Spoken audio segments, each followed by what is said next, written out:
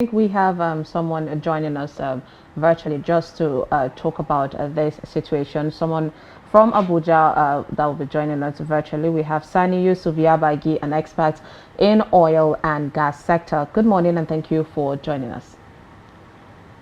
Good morning. Happy New Year. Thank you for having me. Happy New Year to you Good morning, engineer. Just to mention that he was also a presidential aspirant in the immediate past election. He's been a veteran in the oil and gas sector. Good morning, engineer. Good to have you. Good morning. Thank you. All right. I'm sure you have listened to some part of the conversations, the arguments about whether or not we should continue to retain the ownership of these refineries or not, and if we have to bring in, if we have to do a privatization, what exactly is the model that will be ideal? Is it government bringing in technical partners, or do we bring in professionals to run these places and we just completely hands off? Or what do we do, the kind of power sector privatization where government is neither here nor there, and then bringing people who are not, who have not seemed to have added value to the sector? What exactly, as a professional, do you think we need to do now that we have gotten some life, as it were, or some fresh breath into these refineries? What can we do to ramp up capacity quickly and sustain capacity so that we can, these refineries put together, whether under one management or separate managements, can provide the kind of competition that a Dangote refinery would need, that would ultimately be to the benefit of Nigerians? Well, thank you very much. We all know there's no enterprise or organization that is run by government that achieves the kind of efficiency that you require in oil and gas sector, because oil and gas sector in every economy very key. The efficiency in that sector is very key.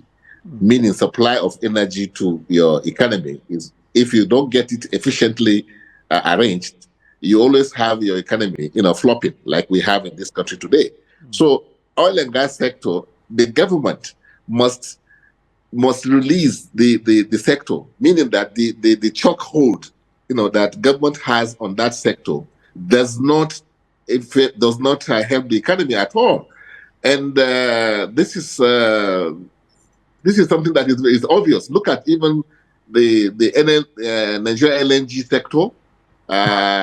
We privatized that, although government still has some interest in that. Indorama, the petrochemical, that was also sold to a private entity. And look at the example of Dangote refinery. What is happening today?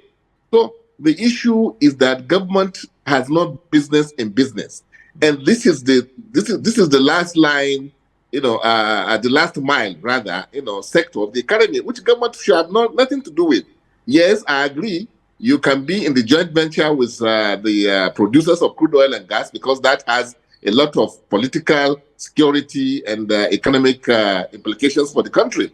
That you want to be sure that whoever is buying your crude oil, you have some bilateral, leverages that you can accrue to your country, and also for security reasons, you want to be in the sector.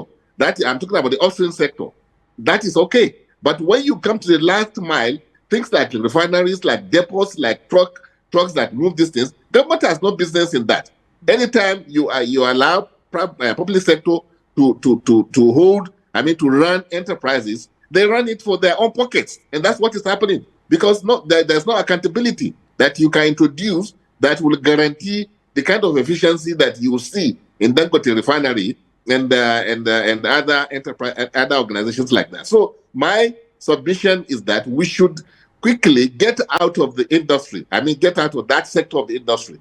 Upstream, yes, you can keep, but coming to this petroleum supply to the economy, it's a dysfunctional arrangement for you to say that government will be right. Look at what we have been doing with those refineries. We'll be spending billions of naira on empty, tanks that the refineries are running, and you are keeping staff. Which organization, private organization, do you think will ever do that?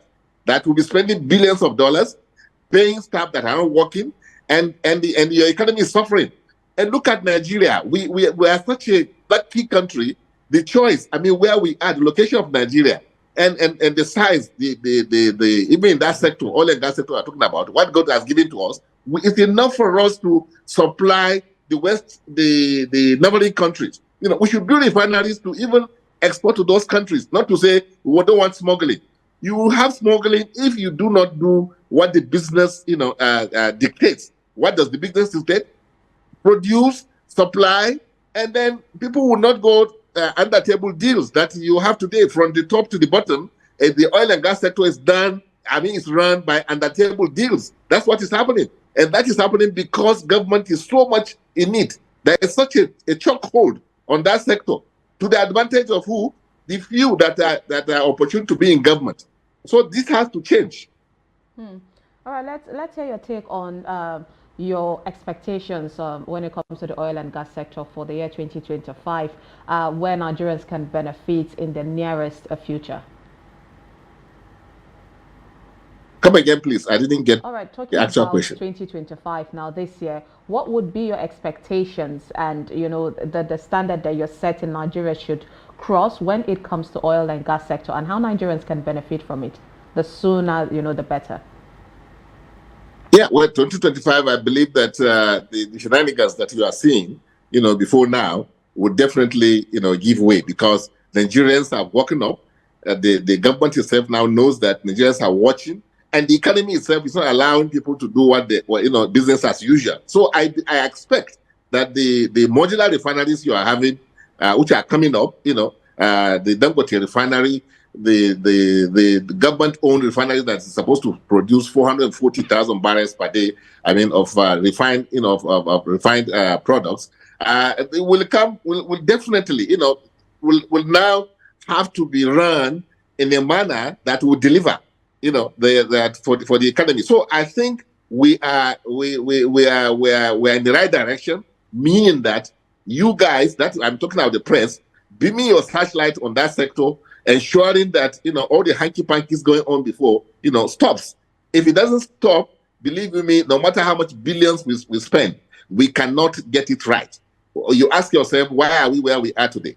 What happened? It was the decades of the existence of this refinery. What has it offered Nigerians? Nothing. Maintenance was zero. Accountability was zero, and it was zero because nobody was in charge. Nobody asked anybody any question.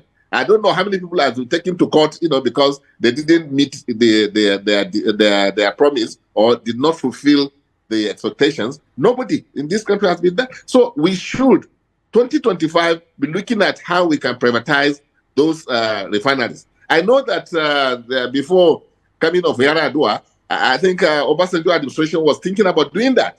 And then when Yaradua came on board, that was shelved. So we should revisit it. We should go because it has nothing to do with the security. People say that there are some enterprises that government must have interest in, not refinery, not depots, because those are businesses that will run by themselves because it's demand and supply.